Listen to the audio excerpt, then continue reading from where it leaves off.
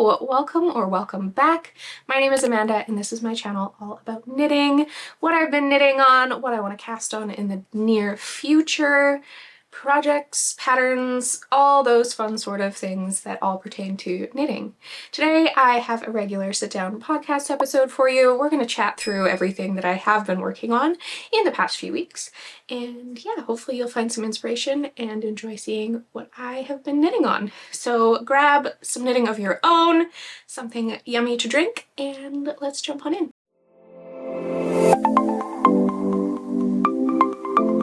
So before I talk knitting stuff, I did want to thank all of you so much. I hit 10,000 subscribers this past week, which is so crazy. I can't believe it. I don't think when I started this channel I ever thought that that was something that would happen, but now it has. So I did want to send out a big thank you to all of you who have subscribed. It means so much to me, and I'm excited to see where this channel continues to go, how it continues to grow.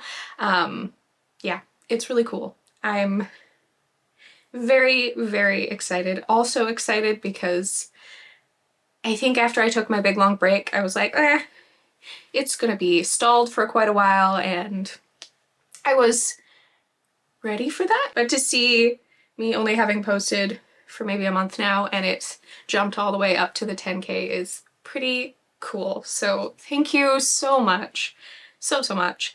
I would like to do a giveaway at some point. I have not had the chance to sit down and get that prepared. So at some point I will be doing some sort of thank you 10K giveaway.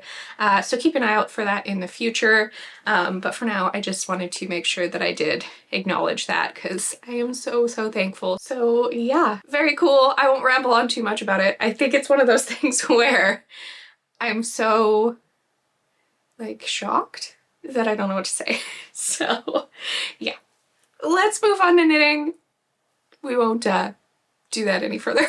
So knitting projects, I don't have anything done, but I do have a lot of progress on a couple things. I do have a new start. Some acquisition-y type things, the usual. I thought we would start with my Artisane cardigan by Sandnes Garn because I feel like I've got the most done on this one. Once I started going, I could not stop. So I've been having a lot of fun with it. I don't have a ball of yarn up here, but I do have one beside me. So I'm knitting, like I said, the Artisane cardigan by Sandnes Garn. I should put a disclaimer in here first at the beginning. If you are looking for this pattern, it is only available in a booklet from Sandnes Garn. And the way the Sandnes Garn booklets work, you have to purchase some of their yarn for one of the patterns in the book to be able to knit it. So you're gonna see I'm not knitting this out of Sandnes Garn. The reason being, when I purchased the book, which I didn't bring up with me, whoops. But when I purchased it, I just purchased a quantity of yarn for the smallest pattern in the book, which I think is a cowl. So they had to get a couple of skeins of yarn. Sandnes Garn is super affordable. I like their yarn anyway, so it wasn't like a huge downside to me. But then you get the whole booklet with it, and then you can knit whatever you want out of the booklet. So I am knitting this out of the booklet, but not with Sandnes Garn yarn. So the yarn I'm using is Explore Knits and Fibers Fidah. It's a really neutral color with like, I would say a warm neutral with blues and purples and grays. It doesn't really show up on camera super great, which is annoying, but hopefully eventually I'll get some good photos of it and I'll be able to show it off a little bit better. So last time I was working on this, I only had maybe like 3 or 4 inches of the bottom done. And now I have the whole body minus the button band done. So, and I blocked it, and I'll explain why I blocked it in a second. But I thought it would be best if I tried this on because I'm knitting this quite oversized, so it's a little awkward for me to hold up. So let me stand up and I will show it to you. I was thinking the other day that I used to film B-roll for stuff like this. I'm not ready to film B-roll just yet. I'm just glad I'm sitting down and filming videos. So I will stand up and show this to you because I think that will be the easiest way to explain what's going on, and then we can talk even more about it. So there we have it so far. You can see it is oversized. And the back is all knit in seed stitch, or not seed, moss, apologies, moss stitch. And then you have the two sides in the front. So this one has like a chevron knit and purl pattern, and this one has the cables. So basically how this is knit up is, I would call it flat-ish. It's mostly flat. So you knit the whole back section doing your, is this decreases? Yes. Decreases for the armhole.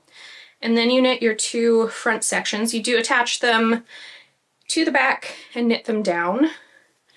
Also, this time doing increases for the armhole. And then you have this really awkward, large, blanket-shaped thing. So what you do next is you've had the body and these two front pieces, the bottom of them all on hold. Oh, you must have knit the body top down then, or the back top down. My bad. Anyways, they're all on hold at the bottom. You put them all on one needle and you knit all of your ribbing. And so it is attached at the ribbing, but it's not attached here, if that makes sense. So I did knit my ribbing 1 inch shorter, mostly because I'm a little bit worried about my yarn usage, and also because I tried it on and it was plenty long and I didn't think I wanted it any longer. So the pattern calls for 4 inches of rib. I have 3. So it's all connected at the bottom by the rib, but you have this weird big huge hole here. So what I ended up doing was blocking it before I seamed those sides together, because with the just knit purl texture here, it lays relatively close to how it's going to be when it's blocked. Obviously blocking is still going to open and neaten things up. But these huge cables, these are 12 stitch cables, they suck in a lot until you block them and like pull them open. And I just didn't want to seam the sides of this without having it blocked nicely and knowing exactly how it was going to lay, because there is such a big difference between these two fronts. So I blocked it quickly. So this is blocked, minus the seamed portions. I did those last night. But I blocked it, not perfectly to the measurements, but enough that I kind of had a better idea what was going on. And seamed those sides up. I just used a mattress stitch. I feel pretty darn comfortable doing the mattress stitch now. So what I do to make it easier on myself is I'll go through with these locking light bulb stitch markers here, and I will pin along where I'm going to seam. I'll like count and measure it out properly. So for this, they get you to do a garter stitch edge on it, so it's really easy to figure out where you're going to be seaming together. So I would just count up like 5 purl bumps, 5 purl bumps, pin that together, 5 more, pin that together. So then when I'm seaming, I don't accidentally lose my place and like get in a weird spot. And then I get a really nice, even, clean seam line, like on this side with all of the texture. Once you block that, you're barely gonna be able to see it. So yeah, I also, seaming isn't as hard as I thought. Start with that. I find it kind of relaxing now, but I also like that it gives it a little bit of structure on the garment, because you do have, obviously, on the inside a seam now, which kind of gives it some strength. It doesn't pull and sag as much as you wear it. So I think there are some pros to it, and it really isn't too hard. I think the one side I had to restart once because I got to the top of it and I was like, oh, something is wrong here. But it's very easy to pull out too. And then it was seamed and ready to go on to the next steps. So I have 2 full skeins and 2 half skeins. So I would say about 3 full skeins left. So I think what I'm going to do next is the button band on the front. It is a double knit button band. So I think I'll do that next. And then I will split as evenly as possible what I have left for the sleeves. I do know for sure, I think the pattern calls for like 18-inch sleeves, but because I'm doing this so big and I'm a smaller person, I know I'm not gonna have to do 18-inch sleeves. So I'll probably knit them in tandem, like work on one for a couple inches, then work on the next one for a couple inches, something like that, and then see where I get, sort of thing. if that makes sense. So yeah, I'm so happy with this. I haven't talked about yarn yet. I've kind of just been rambling on about the cardigan itself. So I'm knitting the size large. Yeah, I maybe could have got away with the size medium, but I wanted it to be really big and cozy. And if you look at the, or you did look at the pictures I had on the screen, it's relatively oversized on the model, so I wanted somewhat of a similar fit. I will say, and maybe it's just my pregnancy brain, but I couldn't find anywhere in the pattern telling me recommended ease. So I kind of just guessed, which is maybe a downside. I will say the pattern itself too, if you're a beginner, this one is not for you. It's lacking a lot of information. I think it assumes that you know what you're doing quite a bit. And there's been some moments where I've had to sit down and read it like 3 or 4 times and be like, okay, what are they telling me to do here? I don't understand. So keep that in mind, but otherwise, if you're adventurous, I think you could figure it out. Okay, I just got a phone call, so I can't remember where I was. We'll just go back to the call for yarn. So the pattern itself calls for Sandnes Garn yarn, obviously, because it's a Sandnes Garn booklet. They're calling for Double Sunday, which is 100% non-superwash wool, 118 yards per 50 grams, held double with tin silk mohair, which is 57% mohair, 28% silk, and 15% wool, which has a yardage of 232 yards per 25 grams. So like a DK mohair combo. And what I am doing is holding Explore Knits and Fibers Rockies DK double. I find Rockies DK to be more of a sport weight, so held together, I'm getting about the worsted weight that the booklet calls for. Do I have the yardage? I didn't write the yardage down. I think it's about 274 yards per 100 grams in a skein. So if you double that, should we do some math? Can't do that in my head. About 137 yards per 100 grams when held double per 100 grams. Yeah, I think so. I'm recording this so much earlier than normal just with what's going on today, so if that math is wrong, I apologize. But yeah, I am loving this. I'm so excited now that it is dry and the sides are seamed to pick it back up and keep working on it because I'm so excited to wear it. And I think it's turning out great. So that is my Artisane. I have also been working a little bit on my little Bryce cardigan by Kerri Blumer. I did figure out how to properly say her last name. Gosh. And I have connected the body on this one, and I've started the sleeves, but we will talk in a sec as to why I think I only have like 3 inches of one sleeve, and I think I'm going to pull it out because something I did is bothering me. Anyways, there is the little tiny body. It is so small and so sweet. I might need to make myself a matching one because there is an adult Bryce cardigan. Is it called Bryce Canyon or something? Now I need to look that up. I can't talk about things and then not give you the full information. It is called the Bryce Pillar cardigan. I think I talked about this in one of my pattern roundup videos, but now I feel like I need to knit a matching one. Now, I wouldn't have the same yarn to do it in, but it would be very fun to have a matching cabled little cardigan with my little girl, so we'll see. I have so many wonderful ideas right now that I'm feeling like knitting right now, but only so much time. So this is, let's see, little Bryce cardigan. I am knitting the size 3 month, so the pattern states that'll fit approximately anywhere from like newborn to 3 month, which I think is about right looking at the sizing of it knit up. And I'm also knitting this out of Explore Knits and Fibers Rockies DK, just held single because the pattern calls for a sport weight. So this is giving me a sport weight gauge. I'm using the colorway Moonstone. So it's a really pretty, it's kind of blowing out a little bit, but like mix of purples and pinks and blues. I think it's beautiful. I use this for my alder sweater and had like a skein and a bit left over. And I should actually honestly still have some left over when I'm done this. I might be able to make a little hat or something out of it as well. But yeah, I think it's working out perfectly. Kerri calls for 100% organic merino sport weight from Why Not Fibers. It's called Superior, and it has 350 yards per 100 grams. So it's a pretty loose sport weight.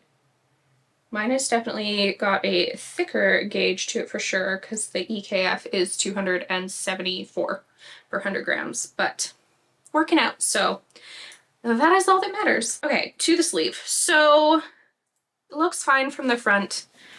Everything's working out great. It's got this little cable motif running across the top, but I'm using, or I was using, the yarn forward alternating method. I have a video about it on my channel, and for some reason, I don't know if I did something weird. You can see here the pearls are lining up instead of giving me the seed stitch right where I'm alternating. And is anyone gonna notice? No. Am I gonna notice? Yes, and it's bothering me. So I think I'm just gonna rip out and restart the sleeve. This knit up in like an hour. It's so fast. It's such a tiny circumference that I think I will be happier if I just restart it and fix that. So that is where the sleeve is, but my gosh, the little body. It's so small.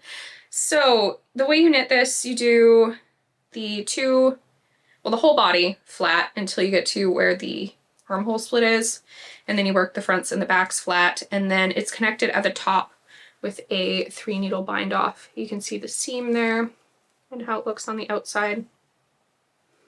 Gives a nice neat finish. So yeah, that is my little Bryce cardigan. Just a little bit of work on that. I have been obsessed with the Artisane, so that has got the majority of my attention. But otherwise, yeah, loving that as well. The baby knits are fun, but I think because I'm back to enjoying knitting, I'm also like, oh my gosh, I want to knit everything for myself because I haven't knit in like how long, and it's just, yeah, it's something. So the final project I have to show you is a new one. You may remember me saying I wasn't going to apply for any test knits, but then this one came up. It's very mindless, and I've been waiting for this test knit for, I kid you not, oh gosh, the sun's coming in the window, apologies. I have been waiting for this test knit, I kid you not, for like a year. And so when I saw it, I was like, you know what, I can do one. I cannot do any more than one, but I can do one. So this is the Midland Cardigan by Laura Penrose. It is beautiful. It's a garter stitch, oversized cardigan with big, huge buttons, which I'm going to show you what I think I want to use for the buttons in a moment. Nice squishy double knit button band, just a really classic fit. And I think it will also fit well with baby bump, because that is something I need to think about these days. So I am knitting this out of some Woolberry Fiber Co. I had in my stash. I just want to double check I have the right name written down here. I do. Perfect. This is Flower Farm from Woolberry Fiber Co. It's a very deep burgundy maroony sort of color. I would say leaning more towards like the pinky purple range of things. And this is on their Berry DK base, which is a 100% superwash merino. The pattern itself, I hope the train is not, there's so many trains this morning. This is why I don't record at 8 in the morning. The pattern itself calls for Woolly Mammoth Fiber Co. Hearth DK, which is 50% BFL, 50% Jacob wool, and it's 240 meters per 100 grams. The Woolberry Fiber Co. is 231 yards per 100 grams. I realize I didn't convert the meters into yards, but that's okay. It's relatively similar, so if you want to do the math, you can. Anyways, knitting out of this. So like I said, the cardigan is knit in a really neat way. Knitting the size 4, by the way, but it's knit sideways. So I'm trying to remember which is the front and the back here. It's going to sit like, what am I doing here? This, I think this is the left side, like this. So then you get all of these garter ridges running up and down instead of the usual side to side, which I think is so cool. Plus just straight up garter squish. I can't go wrong with that. So it's going to go like this. I'm working it across, and then obviously I'll do splitting for the front and everything, all that fun stuff, because it is a cardigan. There is just a seam running down the shoulder as well. I believe it runs down the sleeve too. I don't have the pattern handy at the moment, but yeah, this is quite dark, so holding it closer to the screen, I think you can see it a little bit better. I'm just using these right now to mark my increases so that I don't have to count rows. It's much easier for me to just pop a stitch marker in every time I do an increase. And then before I start doing all of it, I count them all out and dangle them on the first one, so that once I run out of stitch markers to add, I know I've done all the increases I need to, and I can move on to the next part of the pattern. So, believe it or not, I don't think this has ever happened before, but I'm using the called for needles for this one. So, I don't know what's going on with my gauge, but I'm using the called for needles, so that's kind of cool. And yeah, I'm just knitting away. I love that it's garter stitch. It's one of those projects then I can knit without having to look and kind of do in the evening while we're watching TV or something. So that's been really fun, and I'm excited to see it grow. But I wanted to show you, I have had these buttons for quite a while. They were a gift from Denim and Rain Fibers, Sarah. And what do we think of those? I think yes. I think they're so pretty. They are maybe a wee bit bigger than what the pattern calls for, but I think I can make it work. And they just look beautiful. So I don't know if she has these in the shop anymore. She is so cool. I'm tangled here.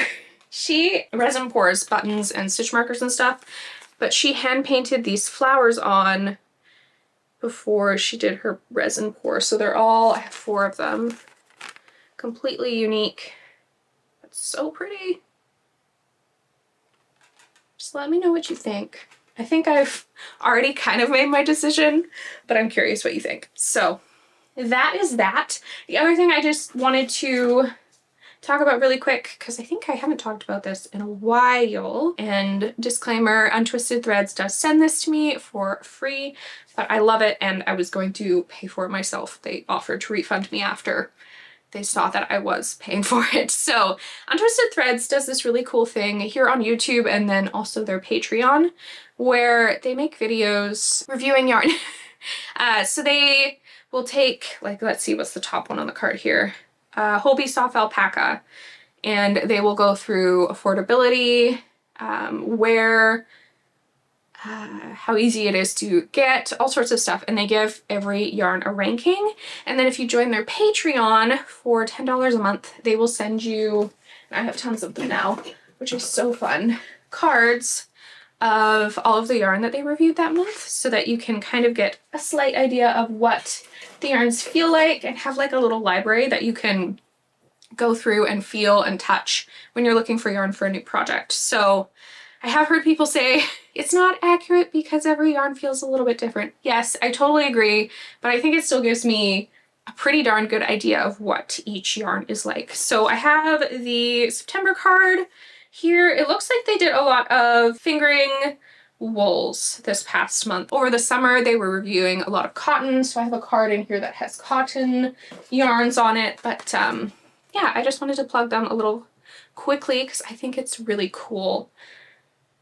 Very unique way to try out a bunch of yarn without having to buy a bajillion balls of yarn and decide if it's going to work for the project or not. And then you have to return it, and no one does free shipping returns these days, and it's just a whole thing. So yeah, very neat, and I am very thankful for them for sending it to me because I was going to pay for it anyways. So yeah, with that being said, I think that is everything I have to talk to you about today. If you missed last week's episode, I put a video up of 10 different cabled pullovers and cardigans that I've been loving this year.